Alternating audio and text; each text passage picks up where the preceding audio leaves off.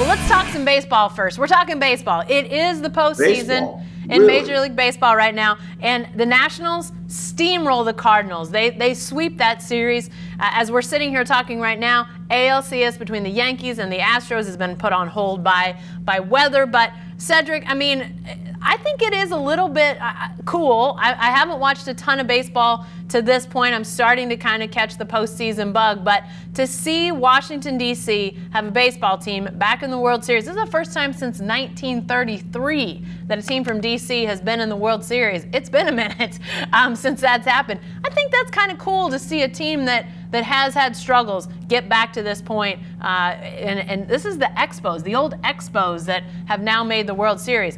You got to kind of like that storyline out there. I do. And you know, how great for DC. What a great year for DC sports. I mean, the Washington Nationals are in the World Series. The Washington Mystics won the WNBA championship. The Washington Redskins, I should have stopped on the second one, Jen. Forgot that the Redskins were struggling. Even the Maryland Terps have fallen on hard times. But let's not let that defray what's been a great story. Yeah. They get rid of Bryce Harper and make it to the World Series. That makes no sense at all. Yeah. It just goes to show you that in baseball, a team that believes in itself and gets timely hitting and timely pitching and gets hot at the right moment, because it's a long season, Jen. Yeah. Let's call it what it is. It's a long season. Next season starts in like 3 weeks. I mean, that's how long baseball season is. So the team that can get it done in those levels and come together at the right time of the year can make special things happen. And they're going to be right there. And the Cardinals, they didn't show up.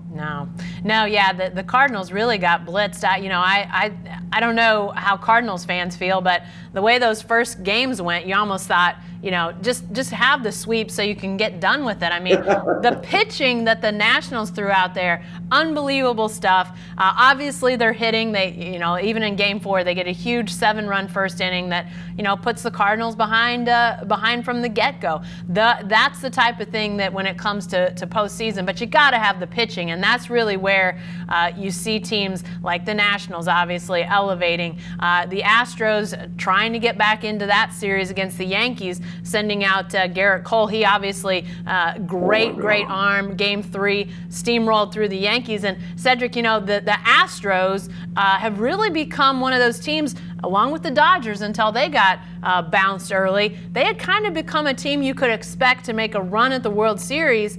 What's sort of the reaction amongst people down in your neck of the woods? Houston, not right next door, obviously, to Austin, but the Rangers haven't been very good. Are people catching Astros fever, or what's sort of the feeling amongst people down there?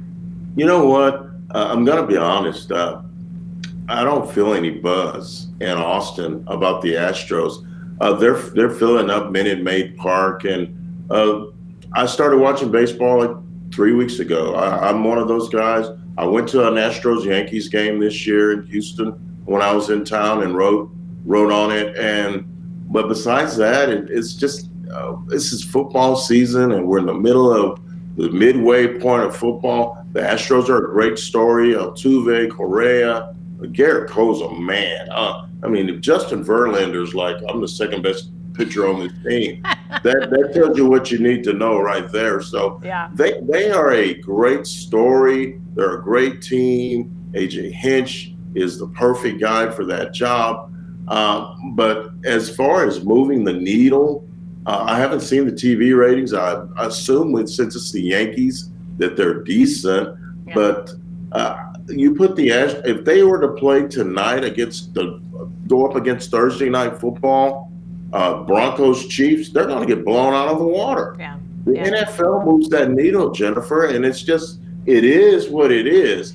I love the Astros. I love the fact that they're winning. I hope they win another World Series. But as far as the buzz in my neck of the woods, the only buzz I'm feeling is the hangover buzz from the fan base of the Texas Longhorns, who just got beat again in the Red River rivalry. Yeah, too many corny dogs, too many funnel cakes. That buzz remains. Yeah, I mean, I have to admit, Cedric, I'm sort of the same way. I mean, I know there are diehard baseball fans that watch baseball all the time. I've got them in my immediate family, so I know they exist. But when you talk about sort of the regular season especially, I think, as Cedric said, I'm the same way. I start to watch baseball more in the postseason when you've got games, series on the line and that sort of thing. But when it comes to the regular season, you're talking about regular season NFL games, regular season NBA games. I just think that there's such more broad interest as it relates to those two sports. And I don't know if it's the sports themselves, Cedric, or the marketing of the stars. I still contend, and I've said this for years,